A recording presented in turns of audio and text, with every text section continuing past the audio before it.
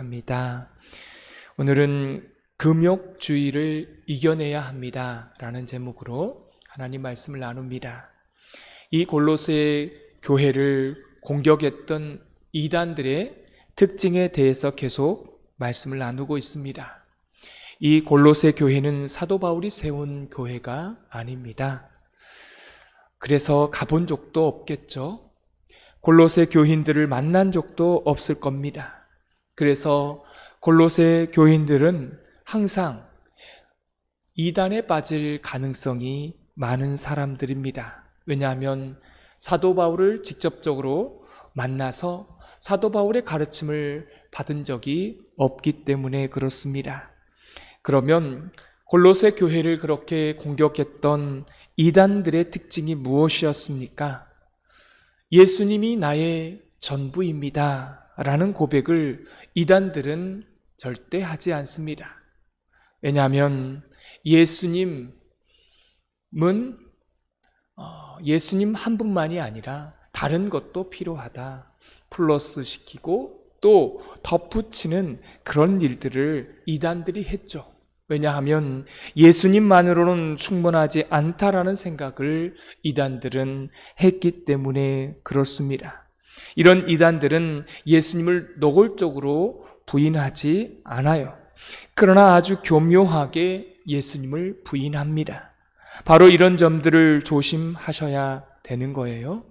여러분, 사실은요, 이 새벽 예배만 나와도 제가 말씀드리는 이 네 가지 이단들만 조심해도 세상에 신천지와 이단이 어떤 것인지를 분명하게 구분이 되는 것입니다. 대표적 이단을 계속해서 우리가 말씀을 통해 나누었습니다. 첫 번째는 영지주의자들이었습니다. 예수 그리스도의 성육신을 부인하는 사람들입니다. 죽은 후에 천국만 소망하지 이 땅의 육적인 세계는 무조건 부정하는 그런 사람들입니다. 또한 유대적 율법주의자들이죠. 두 번째 이단들이었습니다. 이 사람들은 율법을 지킴으로 구원을 받을 수 있다라고 말했던 사람들이죠.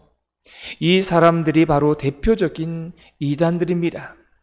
이것은 교회 안에 있는 이단들입니다. 교회 안에 충분히 있을 수 있어요. 영지주의자들이나 율법주의자들, 그 이단들이 교회 안에 있을 수 있습니다. 또한 세 번째는 신비주의자들입니다. 이런 사람들은 아주 주관적인 체험을 가지고 있고 이 주관적인 체험을 절대시합니다. 여러분, 내가 영적 체험이 있는 것, 그거 나쁘지 않습니다. 영적 체험이 있으면 얼마나 좋습니까?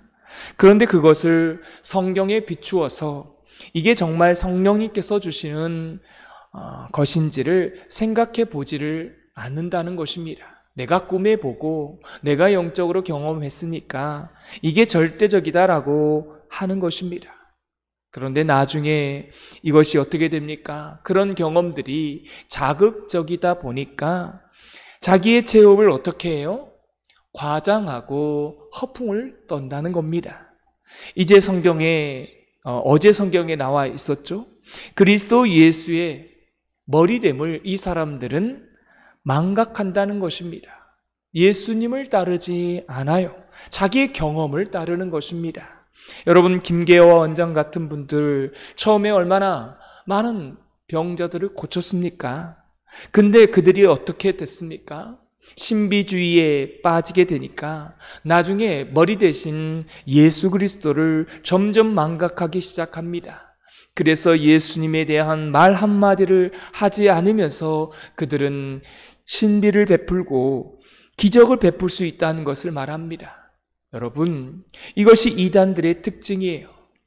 결국 골로새 교인들은 어디에 빠졌습니까? 그 공허한 마음에 천사 숭배에 빠집니다. 오늘은 네 번째 이단을 소개합니다. 이게 이제 골로새 교인들이 괴롭혔던 이단들이에요. 네 번째는, 여러분, 이게 지금도 있는데요, 이게 금욕주의라고 하는 겁니다.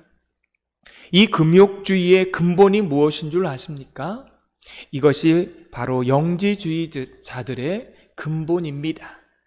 여러분, 영지주의라는 말의 뜻이 뭐냐면요, 이원론을 가지고 있습니다. 이 사람들은 그래서 영과 육을 구분하고 분명하게 나눕니다. 그리고 말하죠. 영은 거룩하고 육은 부정하다라고 말합니다.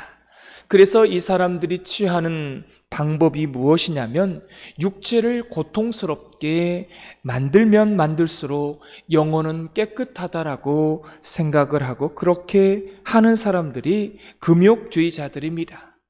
영과 육을 완전히 별개의 것으로 분리합니다. 육체는 고생시켜야 되고 고행해야 된다라고 하는 겁니다. 왜 그렇습니까? 그렇게 육체를 고통스럽게 하면 영은 깨끗하다라고 그들은 믿기 때문에 그렇습니다. 그러나 금욕주의는 절대로요, 기독교 신앙이 아니에요. 거기는 몇 가지 이유가 있습니다.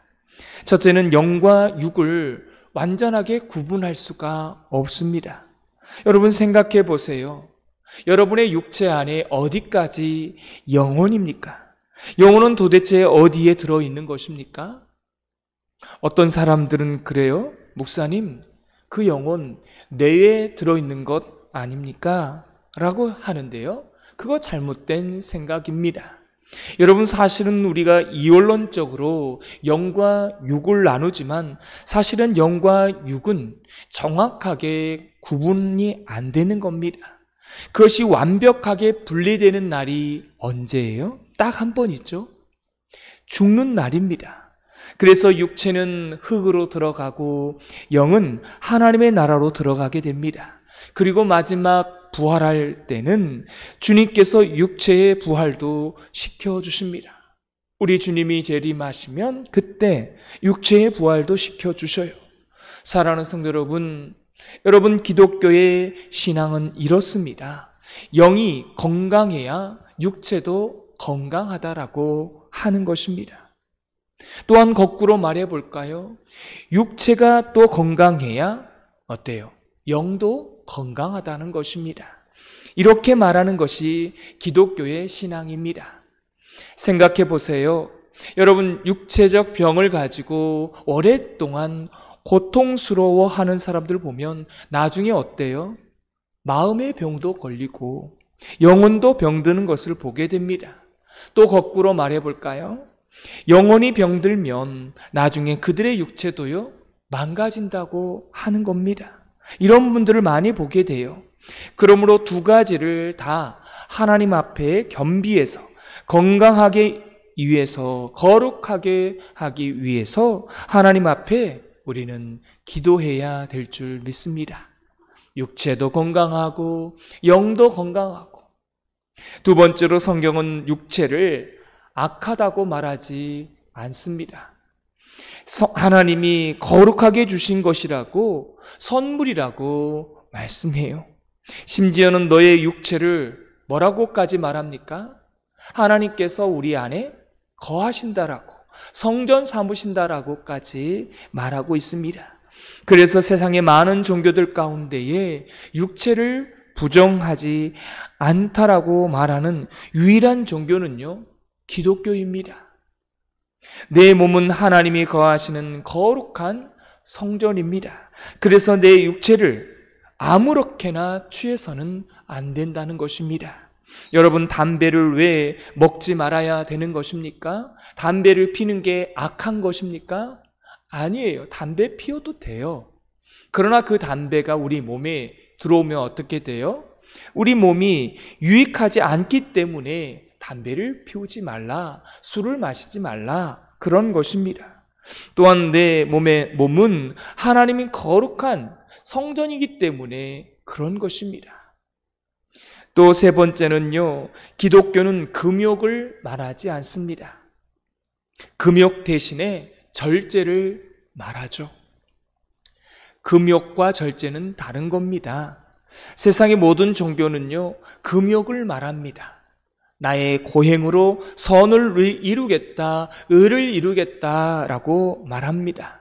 여러분, 그래서 금욕주의의 절대적 선이 뭔 줄 아십니까? 거룩함입니다. 근데 문제는 여러분, 거룩함을 추구하는 것 그 자체는 문제가 없습니다. 그런데 거룩함을 추구하는 방법이 문제가 되는 것이죠. 중세의 많은 사람들이 자기의 육체를 고행을 했습니다. 성 베드로 성당을 어떻게 했어요? 무릎으로 기어 올라갔습니다. 자기 육체의 고행을, 의를 이루고 또 자기의 거룩함을 이룬다고 생각하는 것이죠. 여러분, 어떻게 보면 영지주의자들과 비슷하고 유대적 율법주의자들과 비슷합니다. 왜요? 자기의 행위로 의로움을 이루겠다라고 말하는 것은 유대적 율법주의자들이잖아요. 유사하지 않습니까? 여러분, 그래서 마틴 루터가 종교개혁을 할 때 성 베드로 성당을 기어 올라갑니다. 그러면서 무릎 꿇고 올라가다가 어떻게 했습니까? 쓸데없는 짓이다 라고 확 일어나 버립니다. 무릎으로 그 엄청난 계단을 고행을 통해서 올라가다가 일어나면서 뭐라고 말합니까? 의인은 믿음으로 말미암아 살리라 라고 고백합니다. 의인은 자기의 육체를 고통스럽게 함으로 살리라 이렇게 말하지 않았어요. 성경은 의인은 믿음으로 말미암아 살리라고 말하고 있습니다. 금욕주의의 가장 큰 문제가 무엇입니까? 나의 고행으로 거룩함을 이루겠다라고 생각하는 것입니다. 그러나 절제는 무엇입니까? 절제. 그 절제가요, 성령의 9가지 열매 가운데 있습니다.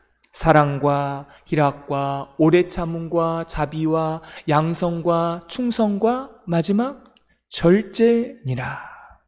여러분, 성령의 9가지 열매 중에 마지막 열매가 절제입니다. 무슨 뜻입니까? 내가 성령의 열매를 맺겠다 하면 맺는 것입니까? 아니에요. 내가 성령님과 함께하고 성령님과 교제하고 성령님을 찬양하고 성령님과 친밀하게 되면, 동행하게 되면 어떻게 돼요? 당연하게 그 열매가 맺혀지는 것이죠. 결과라는 것입니다. 내가 맺으려고 하는 게 아니라 성령 안에 있으면 자연스럽게 맺어지는 것입니다. 여러분, 거룩함도 그런 것 아니겠습니까? 여러분이 무엇인가를 행위를 통해서 거룩해 줄 수 있습니까? 아니에요. 그건 기독교가 아닙니다. 여러분, 하나님께서 우리에게 말씀하시는 거룩은 무엇입니까? 하나님이 내 안에 계시고 내가 하나님 안에 있고 또 우리가 하나님을 경외하고 하나님을 사랑하게 되면 그 하나님의 거룩함의 성품이 갈망하게 되고 그것이 나중에 자연스럽게 주어지게 되는 것이 기독교 신앙입니다. 사랑하는 성도 여러분, 우리가 성령의 사람이 되면 어떤 사람이 되는 겁니까? 절제의 사람이 되는 것입니다. 여러분, 그래서 절제는요, 육체를 괴롭히게 하는 게 아닙니다. 내 육체적인 욕망을 무조건 무시하는 게 절제가 아닙니다. 여러분, 쾌락, 기쁨, 이 쾌락은 하나님께서 우리에게 주시는 선물입니다. 그 쾌락을 지켜내려면 어떻게 해야 될까요? 절제해야 됩니다. 자기가 먹고 싶은 거 다 먹으면요, 나중에 어떻게 돼요? 비만해지고 뚱뚱해지고, 그 비만이 결국 어디로 이어지는 겁니까? 병이 드는 거죠. 병이 들면 어떻게 돼요? 먹고 싶은 거 당기지가 않아요. 식욕이 없어지게 됩니다.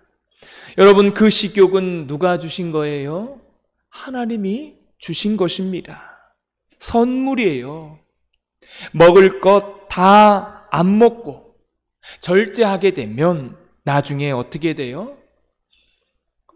건강해지고 하나님이 주신 그 식욕을요, 결국에는 지켜낼 수 있다라는 것입니다.